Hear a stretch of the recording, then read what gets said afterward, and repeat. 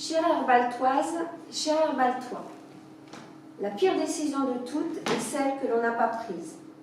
La décision a donc été prise. Pour la deuxième année consécutive, la cérémonie des vœux est annulée à cause de l'épidémie du coronavirus. Je vous propose un récapitulatif des actions réalisées en 2021 et les projets du Conseil municipal pour l'année à venir. 2021. Une année de reprise progressive pour la plupart d'entre nous, avec ses moments parfois sombres, mais aussi ses moments d'émotion et d'échange. Des centres de vaccination anti-Covid ont ouvert dans la plupart des communes, avec notamment de nombreux bénévoles. Je remercie sincèrement les personnes d'Herbault qui ont aidé les professionnels de santé au Jeu de Paume ou à Vineuil. Nous avons une pensée particulière pour M. André Ferrand, décédé en mai dernier. Maire de 1972 à 2001, il consacra 29 années de sa vie à la commune. Vous pourrez retrouver son parcours dans le bulletin municipal. La cérémonie d'honorariat de M. Alain Tondreau a eu lieu en septembre en présence de M. Jean-Claude Négrelot, président de l'Association des anciens maires et adjoints du Loir-et-Cher, de certains maires de la communauté de communes d'Aglopolis et de sa famille. Un moment émouvant pour célébrer ces 43 années passées au service d'Herbault. Rétrospective des activités, des espaces extérieurs. Pour la sécurité de tous, des travaux d'élagage et d'abattage d'arbres ont été réalisés dans le parc Georges Duvoux. Une opération de plantation d'arbres y sera programmée pour 2022. La haie champêtre rue de Bel-Air a été laguée car des branches tombaient sur les clôtures des particuliers. Il devenait vraiment urgent d'agir. La salle des fêtes, toutes les peintures ont été refaites ainsi que les travaux dans la cuisine. Au niveau des lotissements, le lotissement La Pijardière de Touraine fait désormais partie du domaine privé de la commune. Le lotissement étant Rondeau, un premier terrain a été vendu. Le CIS. Depuis octobre, Madame Valérie Lemoine, travailleure sociale du CIS, assure les permanences les 2e et 4e jeudis de chaque mois dans la maison des associations. Un espace lui a été aménagé pour plus de confidentialité. Notre CLSH, Centre de loisirs sans hébergement, fonctionne avec un effectif complet en juillet. Le mercredi, Julien, en collaboration avec Madame Claudette Tremblay, adjointe au maire, et son équipe d'animateurs, met en place une continuité éducative des projets de l'école et les activités proposées aux jeunes en dehors du temps scolaire. Ceci pour appliquer le PEDT, projet éducatif territorial, qui demande cette mutualisation. Nous apprécions les moments d'échange entre les jeunes du CDSAE, Centre départemental de soins, d'accompagnement et d'éducation du Val-de-Loire, et les élèves de l'école publique. Ainsi, en mai dernier, le conseil départemental, en partenariat avec le CDSAE et l'école publique, a organisé une journée dans le cadre de la biodiversité et différents ateliers leur étaient proposés. Des colis ont été distribués à nos aînés et des boîtes de chocolat ont été offertes à chaque résident de l'EHPAD d'Herbault. Ces présents étaient accompagnés de jolies cartes réalisées par les enfants de l'école Cœur Immaculé de Marie. L'organisation est assurée par Madame Agnès Vergniaud-Guillot, adjointe au maire. Communication. Plusieurs réunions publiques ont été réalisées à la salle des fêtes. Le 6 juillet, une réunion d'information sur le nouvel adressage, à savoir la reprise de la numérotation de la commune, pour que chacun possède une adresse unique et géolocalisable.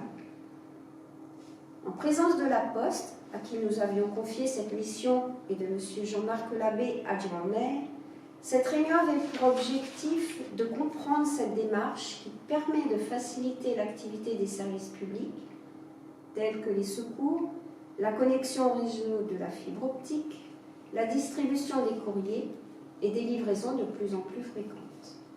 84 foyers ont eu une modification de nom et ou de numéro de rue, et les nouveaux panneaux seront positionnés dans la commune prochainement. Le 30 juillet, les membres du service Aglopolis en charge du dossier PLUI HD, plan local d'urbanisme intercommunal habitat déplacement, ont présenté les différents objectifs de celui-ci. L'élaboration de ce futur document d'urbanisme intercommunal vient par ailleurs de franchir une étape. Le projet de PLU HD a été arrêté au Conseil communautaire du 25 novembre 2021. L'approbation de ce document, après avis favorable de l'ensemble des communes d'Aglopolis, est programmée dans le courant du deuxième semestre de l'année 2022. Le 22 octobre, Rénov Habitat et l'ADIL ont présenté leurs services, rôle, conseil, et ont expliqué les différents travaux qui pouvaient être concernés, ainsi que les aides financières possibles pour l'optimisation du confort thermique d'un logement ou pour sa réhabilitation. Une administrée a d'ores et déjà bénéficié d'une aide dans ce cadre-là.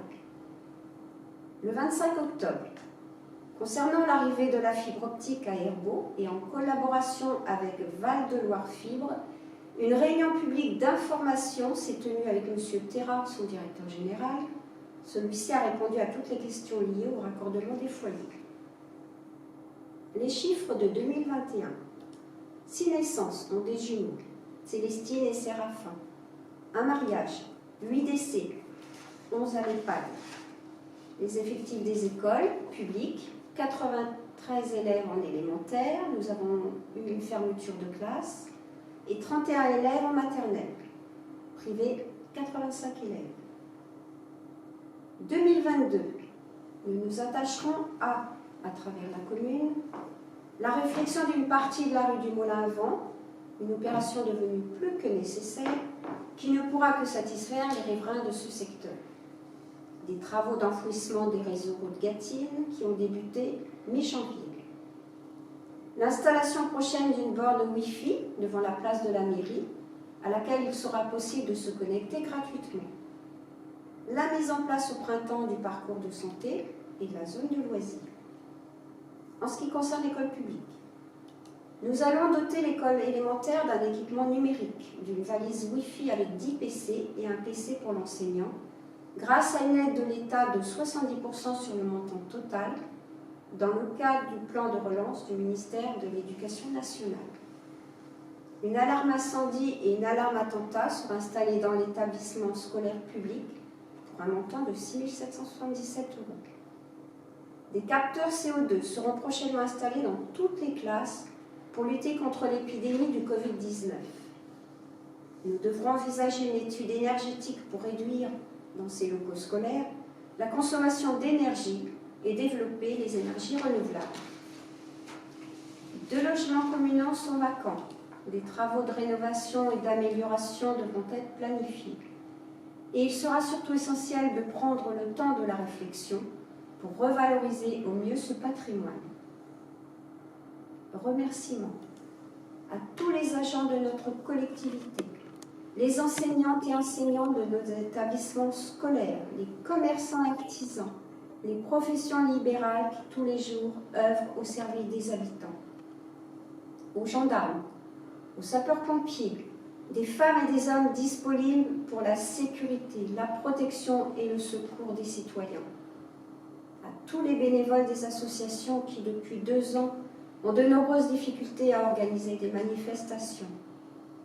L'association Club Amitié Loisirs a été dissoute par manque de bénévoles.